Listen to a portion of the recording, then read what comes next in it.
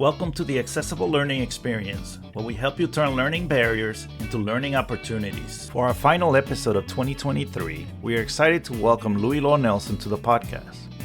Loui, who herself is a master podcaster and the creator of the popular UDL in 50 Minutes podcast, is an international UDL educator, consultant, speaker, and author.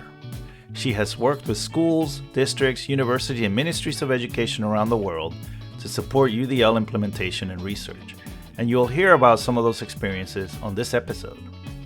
Loui will also share her UDL journey, her insights on the importance of accessibility for UDL practitioners, and her tips for getting started with accessible podcasting as a way to grow the UDL community by sharing the work of the many great educators she has met along the way.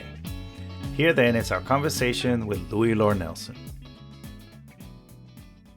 Hello, everyone. Today we're here with Loui Lord Nelson, a well-recognized expert in the field, lots of expertise in universal design for learning, a well-known author of Design and Deliver, best-selling book, and just a great accessibility advocate. So I want to welcome Loui to the podcast, and we'll go ahead and start it with our first question, which we ask of each of our guests. So Loui, welcome to the Accessible Learning Experience. For this episode, we'll do things a little bit differently, given your focus on Universal Design for Learning, or UDL.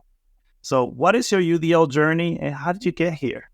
So my UDL journey really began at Bartholomew Consolidated School Corporation in Columbus, Indiana. They were early adopters of UDL, and in 2008, they decided they wanted to hire a point person for their UDL work across the district.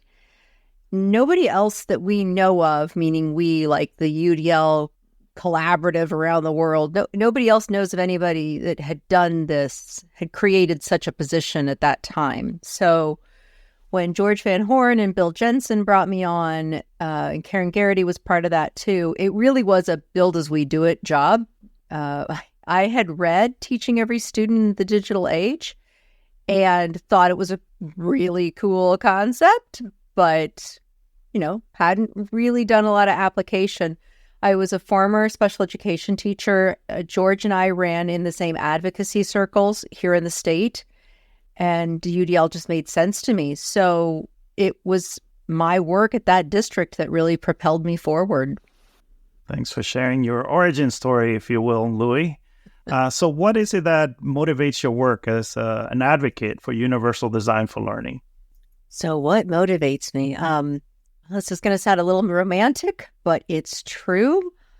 All I have to do is picture any learner in the world at any age and in any context around the world, and I want that learner to have every educational advantage as the next learner. It's just really what it is. I see the UDL framework as a structure to provide that kind of educational advantage. And the second part of that is driven by my own classroom experiences. I saw then and still see learners cut out of opportunities. And it's because of policies, procedures, practices around them that throw up barriers. And there's nothing wrong with the learner. It's the system that's wrong. And that's why we need a framework, not programs, not strategies, not intermittent and professional development. We need a framework from which the system and all within it work, and I think UDL is that framework. I think so too as well. So it's excited to have you on the podcast to share your passion for universal design for learning. And I know there's another passion that we have in common, which is accessibility. And we know that accessibility is an important component of UDL. And so this is a great opportunity to make some connections here for people. So I want to hear from you. Could you explain the relationship between these two concepts to maybe someone who's newer to the world of UDL? Why should they pay attention to accessibility as a UDL practitioner? Yeah, I see accessibility as three parts. So I see the physical, the social emotional, and the academic. And all three of those are served by the framework. Some people come into this work through that physical accessibility. They think about the curb cuts and they think about the ramps and whatnot. Some people come to this through the academic and they think about in kind of a beginner way of accommodations, modifications, right? And maybe supports that are provided to students who don't have IEPs, but I think a lot of people still kind of they cordon that off. And then there's the social emotional accessibility. And quite honestly, post-COVID, that's just been a huge awakening for so many people. So we know that all three of these areas need to be provided to every learner. There needs to be the physical accessibility to all the materials. And so when we put all the materials away in a wardrobe in the classroom or a doored cabinet that has a lock on it, and we don't give our students the access to the different colored markers or pencils or whatever those tools are, and they have to always ask permission for them. It has to be part of a special lesson, then you've effectively blocked off physical accessibility to some resources that could really awaken learners' thinking and learners' learning. When we think about the academic accessibility, and we think about our learners who, and again, so many, and COVID has brought this to our minds, so many students are being noted as struggling with reading. Well, they don't necessarily have a disability. There's a delay there. They've had a learning event in their life that has caused their learning to be delayed. And so all of a sudden, there are some people who are now awakening to the fact that, oh, some of these supports that I used to reserve in my head for only students with disabilities, wow, these are effective for all kids. Yes. And I talked about the social emotional part too. The connection that I see is when I think about the UDL guidelines and I look at the top row, I've always called that the welcome mat. That's just my nickname for it. And if you have those three guidelines, recruiting interest, perception, physical action, if you understand those and are implementing those in your classroom, in your learning environment, you have created a welcome mat for every single learner. I think it's a fabulous place to start. And I think that it is a way to provide that welcome. Now, of course, CAST did the lovely thing for all of us and labeled that row as access. So it helps us kind of go, oh, that's what it's all about. But not everybody recognizes those little tabs off to the left in the current guidelines. But anyway, that's the nickname that I give to them is the welcome mat.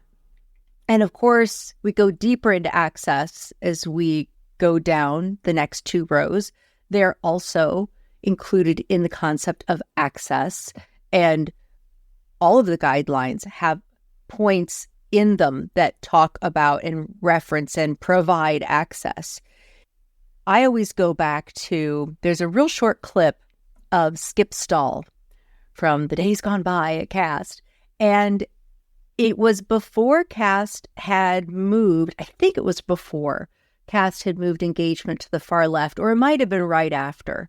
But in this little clip, he reiterates that people used to think access sat in the principle of representation, and that with our knowledge, which has continued to bloom of how we know the brain works, that access really truly is embedded across all of the guidelines and all three principles.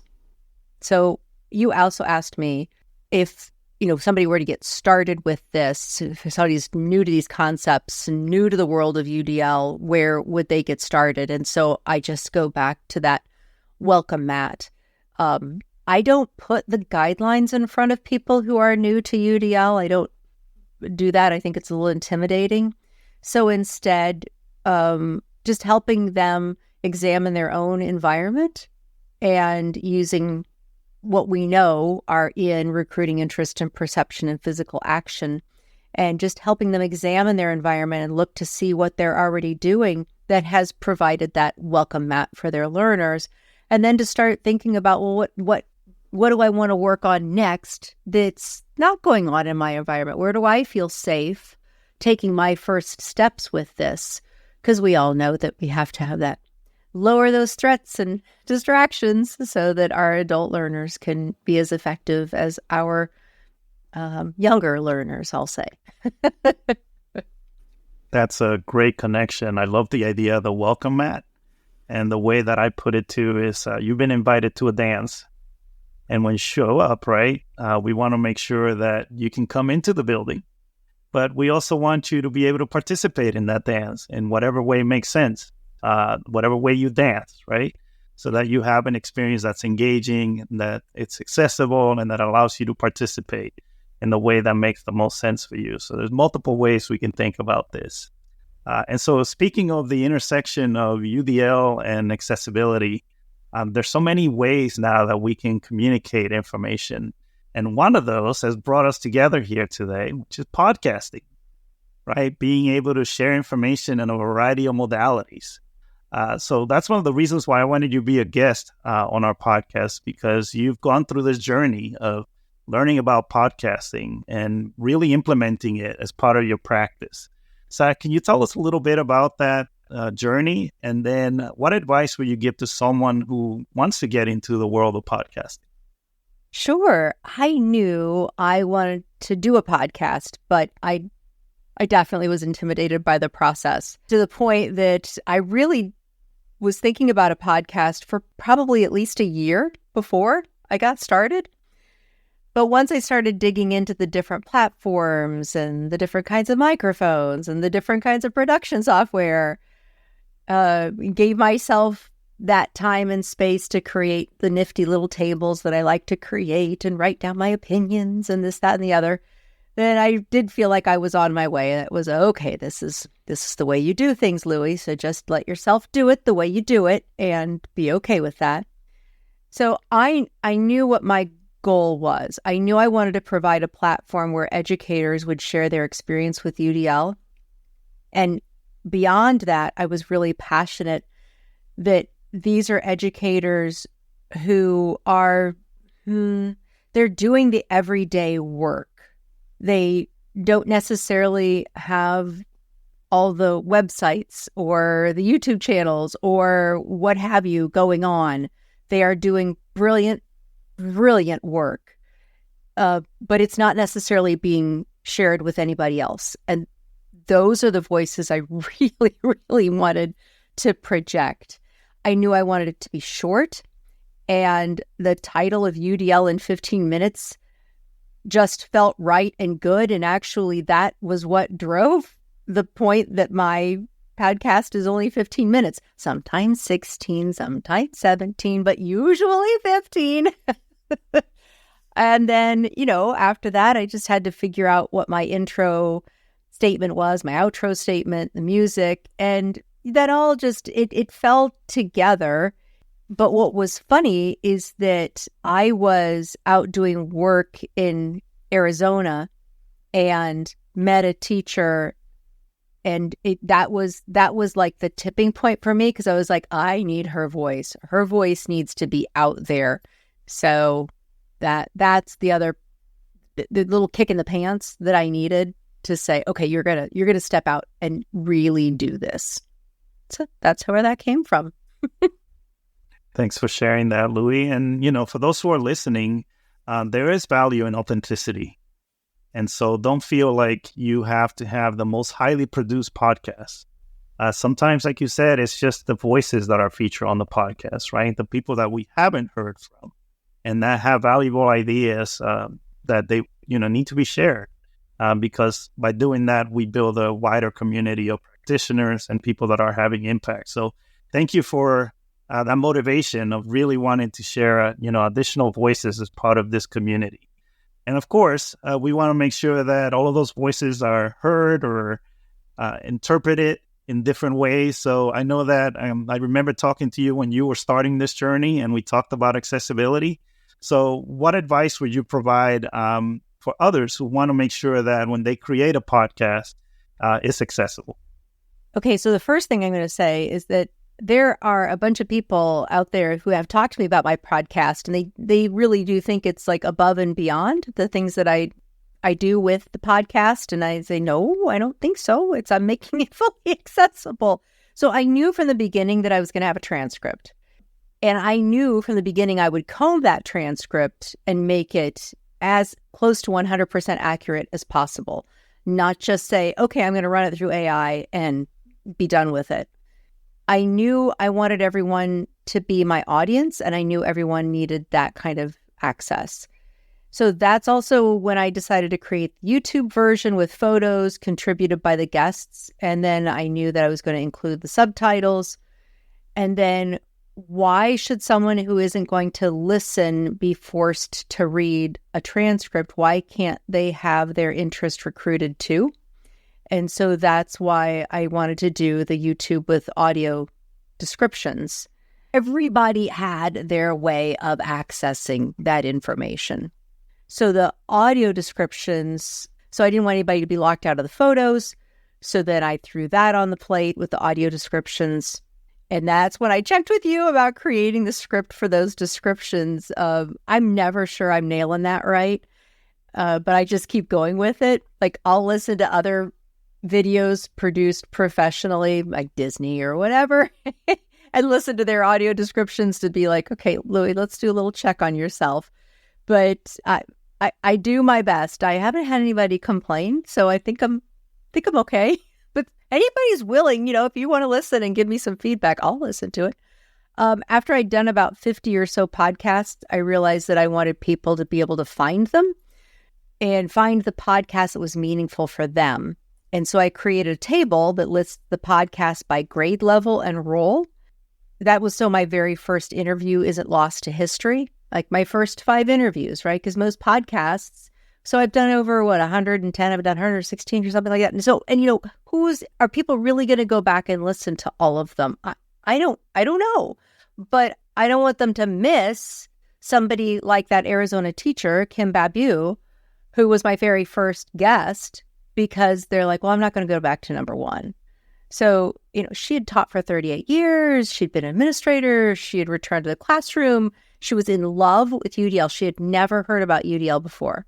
She was in one of my workshops, and this woman just exploded. And she did a lot that aligned with UDL, but really what she learned blew her mind, and she just took it and ran with it. So that's what I was saying. Like, she was my impetus, because to watch someone who was that seasoned and that committed to education, but obviously a deep learner and someone who was incredibly experienced. She'd been teacher of the year for her state. And then, but for her to say, oh my gosh, this UDL thing, I've never thought this like this way. I love my students. I will do anything for them. And now this gives me another way to provide them even more access. So anyway, I'm like selling her a podcast episode, but I really was so excited. So she set the tone for my podcast. I don't do series or clusters. Every once in a while, I guess I should say there's kind of a series, because if I get for BCSC, I think I interviewed, I don't know, maybe 5 or 7 people. So I kind of made that into a series, and I did one out of Washington. I did one out of Kansas. But typically these are single episodes. There's no reason for somebody to return to that first podcast, which really was bumming me out. So I was like, okay, I got to create this table. And actually now I'm like, now I need a second table. I got to rethink this. I need to make that table idea more dynamic and do some better ways for people to be able to search and find easily.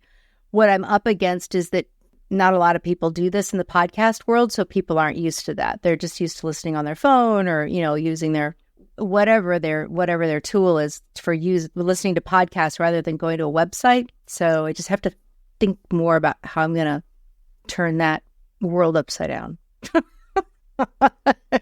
I need to. Well, and I love like what you said, like you're not going above and beyond. You're just building these things in that should have been there, right, in the world of podcasting. And I love the flexibility that you're offering through the YouTube version as well, so that people have different ways of consuming the information you're sharing. So thank you so much for modeling that accessibility. And I think the table is a great idea. Of course, we got to make the table accessible, but it's a great idea of like providing the episodes in a way that people can find them based on their interests, right? Yeah. So that's also a great feature. So the podcast is just one of the wonderful resources you've contributed to the field. And I know you have a website as well, the UDL Approach, which I love the title, the UDLapproach.com. So if people were to go to your website, what would be 2 or 3 resources that you would want to highlight that they could use to kind of deepen their understanding of UDL and really take the next steps in implementing it in their settings? Yeah, the 2 main resources that are there that I'm definitely proud of are the Tapestry and then the UDL Gears. The Tapestry came out of my head about, I think it's 3 years ago, maybe now.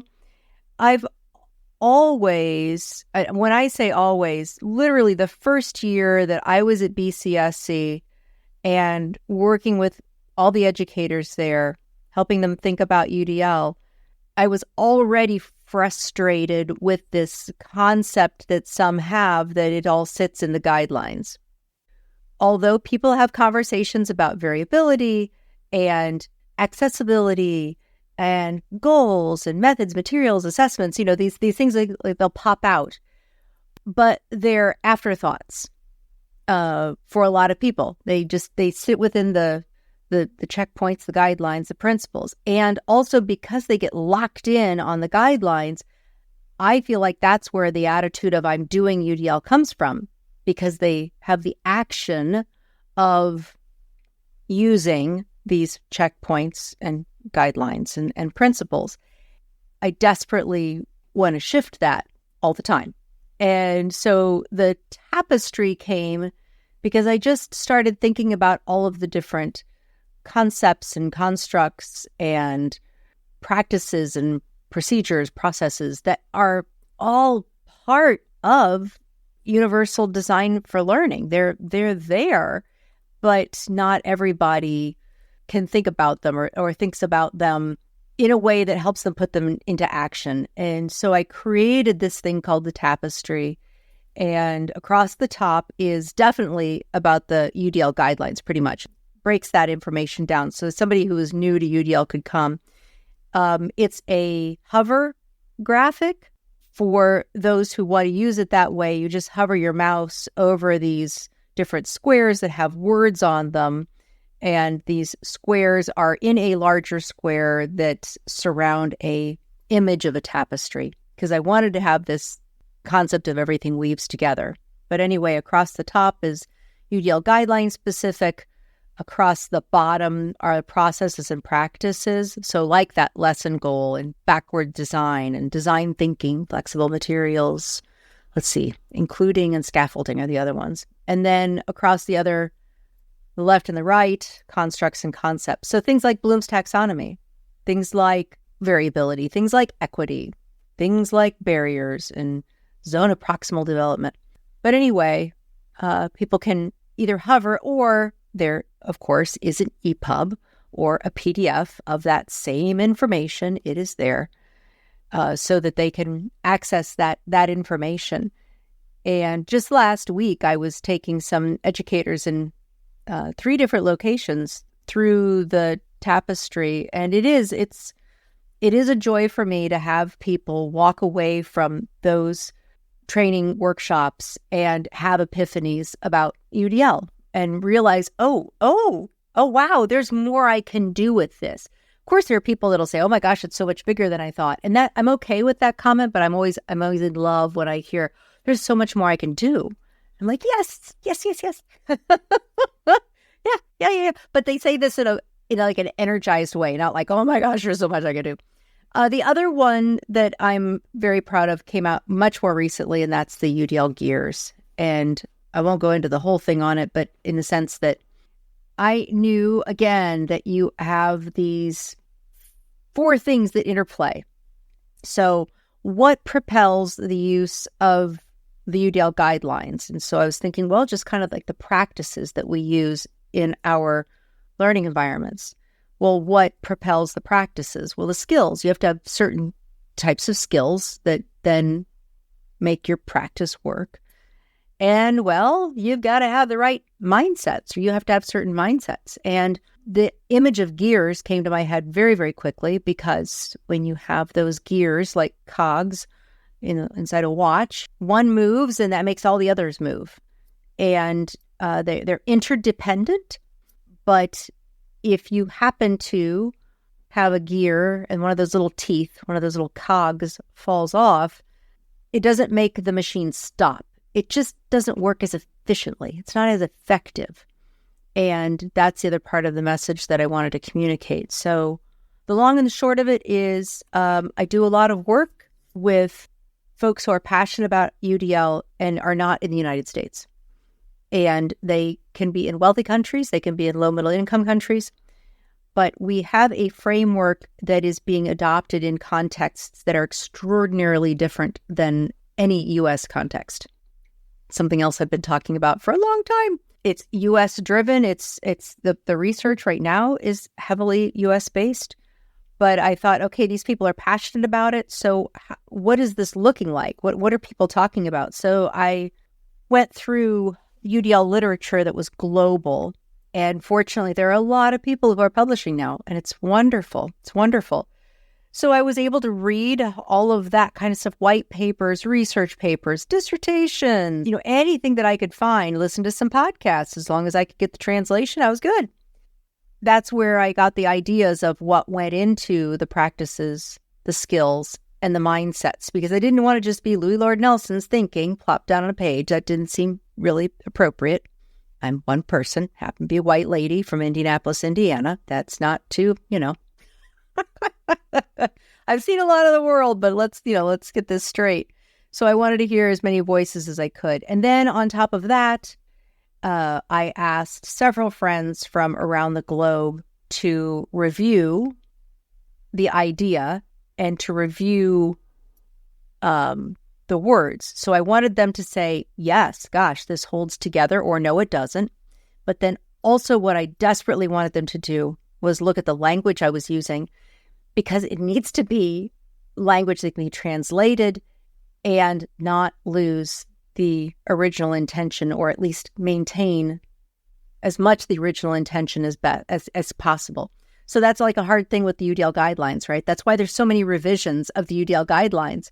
So I think my colleagues in Japan have revised them like twice, 3 times. Because, as you do deeper learning, it's like, oh, wait, we need to capture this differently within our language, within our culture, so that we're actually communicating this the way it's intended to be communicated. So I have friends from the Netherlands and from Japan, from Korea, those who did a translation for me for in Spanish, and explained to me that it would be useful across several different countries. So that was good. And in Turkish, I have others coming from Cambodia and Uganda and Algeria, Malawi. And so these are just all friends in the UDL world that have said, yes, we want to help communicate this. So those two I'm very, very proud of, and they are explored quite a bit, and I have fun helping guide people through them. And I guess the third thing is just, it's my podcast. It's a labor of love. That is that is just Loui and her extra time. It's what she's doing.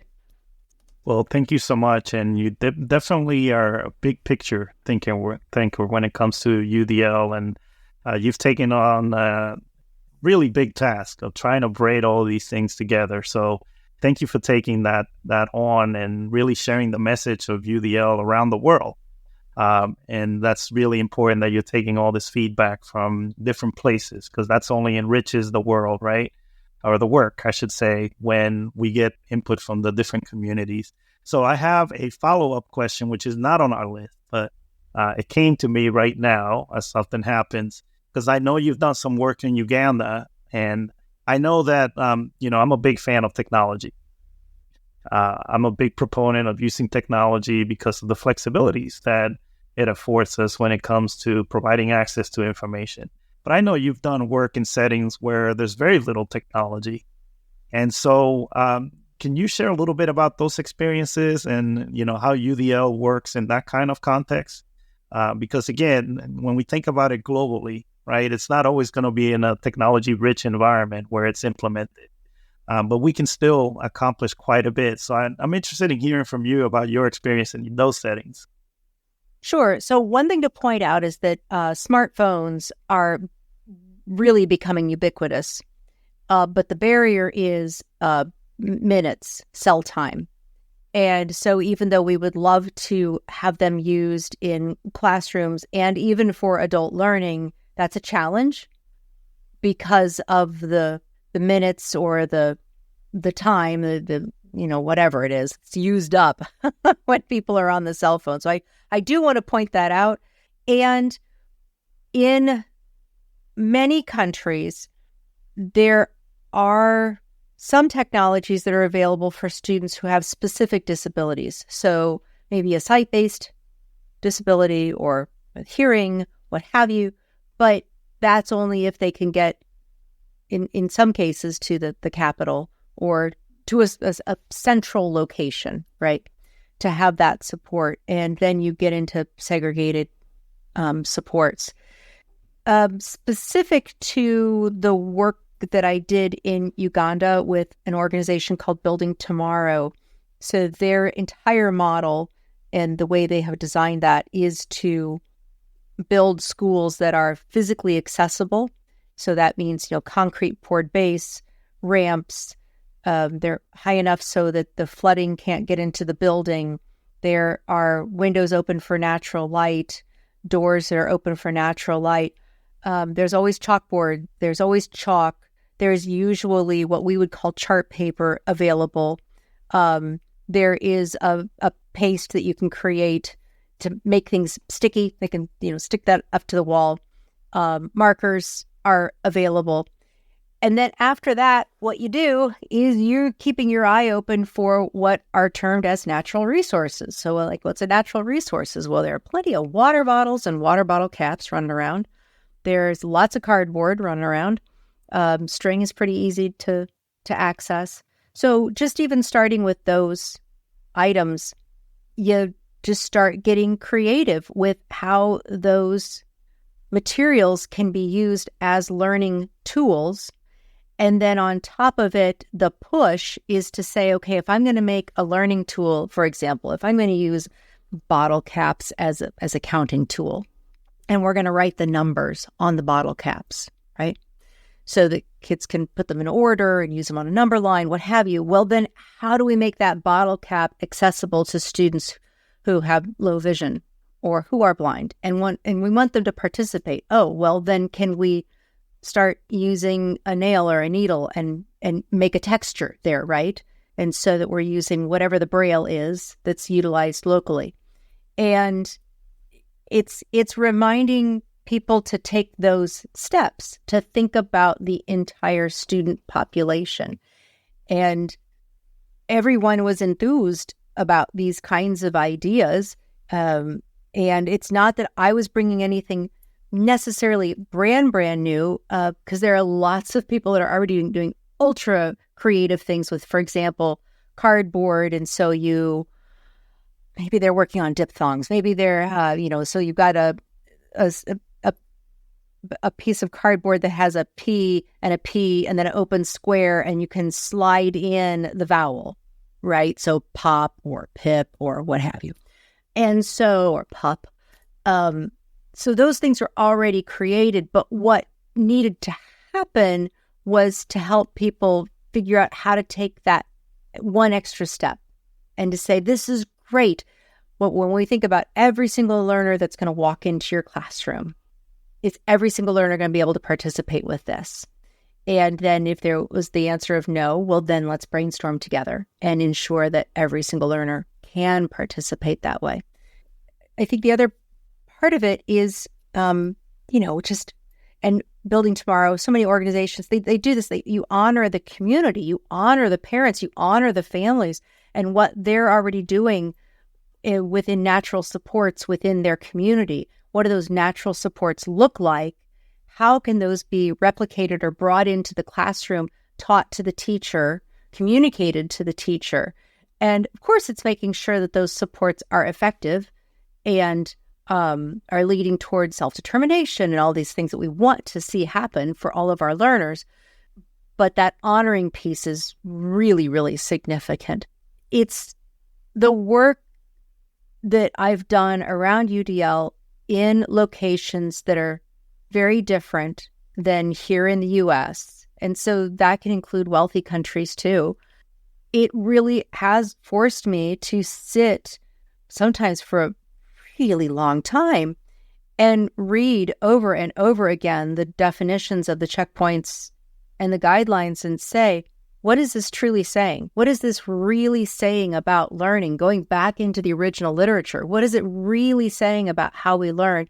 And how can I translate that in such a way that it'll be effective in that environment? And there are lots of other people doing this wonderful work. It's great. It's great. So I'm meeting them every day, and it's wonderful. Every time I can try to create even more connections with those folks, the stronger the UDL community is, because they're gonna, help me recognize when I'm not doing something quite right for their community, right? Or let me know when it is good and say, yeah, please keep doing that.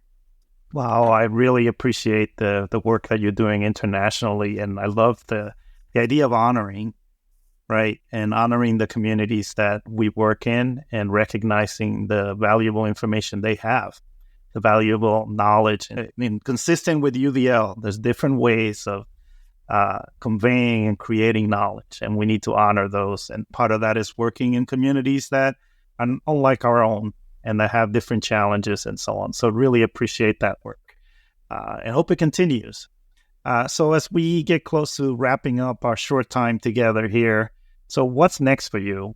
What are you working on right now that you would be willing to share with our audience? What can they look forward to from Loui in the near future? So I didn't have time to check my co-authors. So I am working on 2 different manuscripts with 2 different groups of people. So I can say that. So there's UDL in there, and that's exciting. People with whom I have not written before, but have grown to know really well, and it's lovely relationship building. So that's exciting. I guess I would say that would be it. Somebody asked me on LinkedIn a few weeks ago. I got a message, and they were like, "We don't.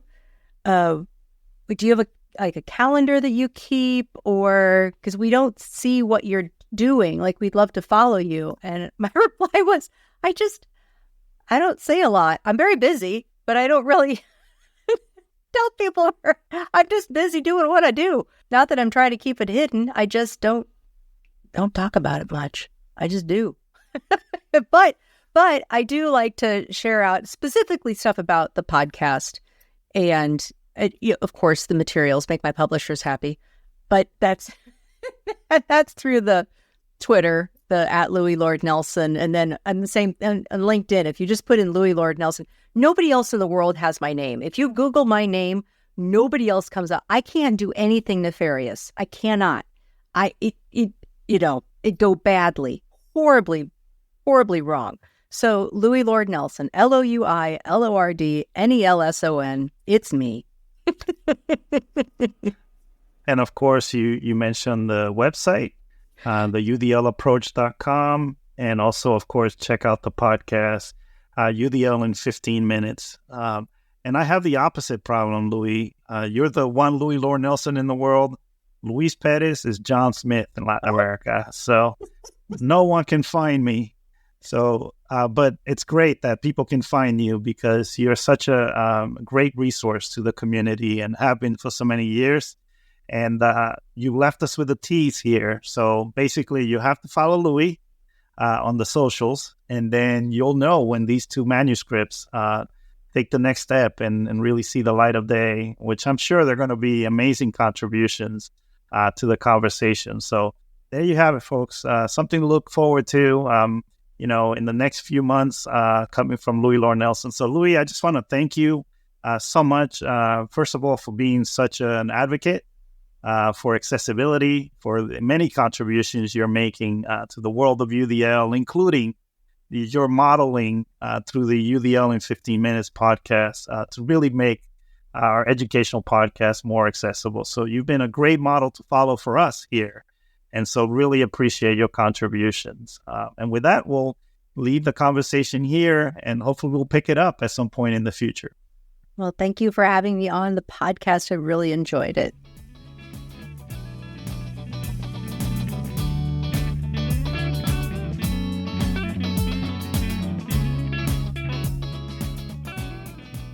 Thanks for tuning in to this episode of the Accessible Learning Experience, brought to you by the National Center on Accessible Educational Materials at CAST.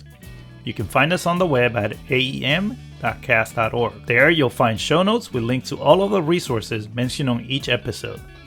Thanks again for listening, and remember, accessibility is everyone's responsibility.